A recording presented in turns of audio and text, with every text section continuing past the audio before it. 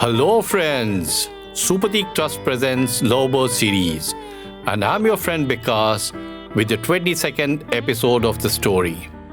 Friends, before we talk of summer festival, let us talk about the Japanese traditional dress, kimono and yukata. These two dresses represent the tradition and heritage of Japan. Normally, kimono is made of silk and has various designs and embroidery work which makes it very heavy and expensive. It is generally worn in formal functions.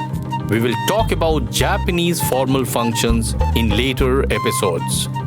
Kimono is worn by both male and female. Male kimono is beautiful and elegant. It depends on the occasion and hierarchy. On the other hand, women's kimono is more colorful. Typically, kimono consists of a simple white inner layer as an undergarment and a colorful outer layer called a kimono. It is tightened by obi at waist height to secure the kimono.